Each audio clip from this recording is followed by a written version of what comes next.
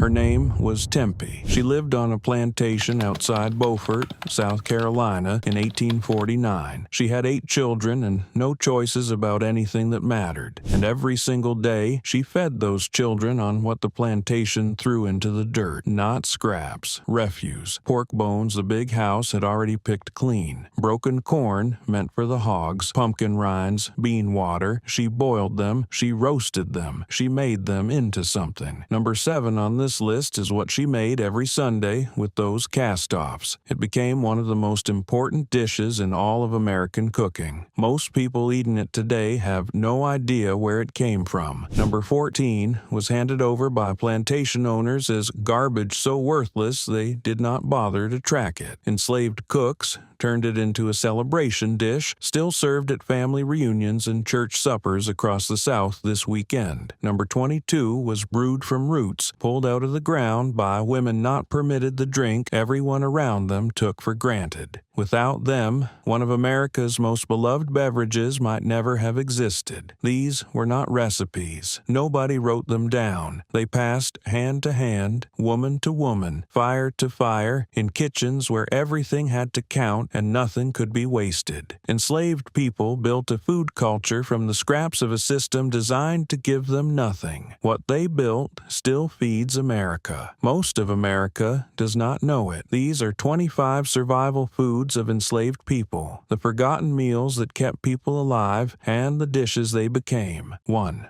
Parched corn. When hunger hit between the rows, there was not time to build a fire. That is where parched corn came in. Dried kernels toasted over coals until they browned and tightened, tucked into a pocket, and carried into a full day of field labor. No pot, no water, no preparation once it was made. A small handful provided enough starch and calories to push through hours of backbreaking work and heat that made the air shimmer over the cotton and tobacco fields of the Deep South. It was not a snack, it was measured out fuel because there was nothing else to measure. That same idea, toasted corn, portable, long-lasting, echoes forward into the roasted corn nuts sold at every gas station in America and the kettle corn handed to children at state fairs. The connection is never mentioned. The origin is never acknowledged. But it started here, in a field, in a pocket. 2. Boiled cornmeal mush. When the day ended and the fires were finally the workers' own, the meal that appeared most often in the quarters was the plainest imaginable. Cornmeal, water, salt, stirred over heat until it thickened into a heavy porridge that sat in the stomach like a stone, which was the point. You needed it to last. The cold leftovers were never wasted. Poured into a flat pan, left to set firm overnight, and sliced the next morning. Those slices fried in whatever fat the skillet held. 1 pot of mush, 2 meals, sometimes 3. That technique, boil, set, slice, fry, is the direct ancestor of the fried grits and polenta cakes now sold at upscale restaurants at prices that would have seemed unimaginable to the women who invented the method. They were not creating cuisine. They were keeping children alive. 3. Sweet potato, roasted in ash. Before the sweet potato was a Thanksgiving side dish buried under marshmallows, it was a lifeline. Sweet potatoes grew in the southern soil, required little tending, and could be hidden underground through the cold months, a natural cellar that plantation owners could not always account for. Enslaved families who kept small garden plots grew them deliberately. The simplest preparation was the oldest, dropped whole into hot ash at the edge of a fire. Left there while other things were tended, the skin blackened while the flesh inside cooked into a soft, almost caramel sweetness. Pulled out, cracked open with bare hands, eaten straight from the ash. In a kitchen where sweetness was almost entirely absent, a properly ash-roasted sweet potato was extraordinary. It was a meal and a rare pleasure at the same time. 4. Field pea and fatback stew. Field peas, cow peas, black-eyed peas, prouder peas arrived in America in the minds and seed memories of enslaved Africans who had cooked with them for generations. They grew in brutal heat in poor soil. They asked almost nothing from the earth and gave back protein and sustenance in return. The stew was built on a long simmer, peas soaked overnight, then cooked for hours with whatever piece of pork fat the ration system allowed. A scrap of fatback, a salt pork bone already used once before. The peas absorbed the smoky salt and turned the water thick and rich. The practice of eating field peas with rice, Hoppin' John in the Carolina Lowcountry, came directly from West African rice and bean traditions carried across the ocean. The dish was not invented in South Carolina. It arrived there, and it has never left. When your family eats black-eyed peas on New Year's Day, you're continuing a tradition that began in the slave quarters of American plantations. 5. Dandelion green broth. People today pay $5 a bundle for dandelion greens at farmers markets and call them a superfood. In the slave quarters of the American South, they grew in the dirt for free, gathered not because they were fashionable, but because they were there. Dandelions required no planting, no tending, no permission. A woman with sharp eyes could gather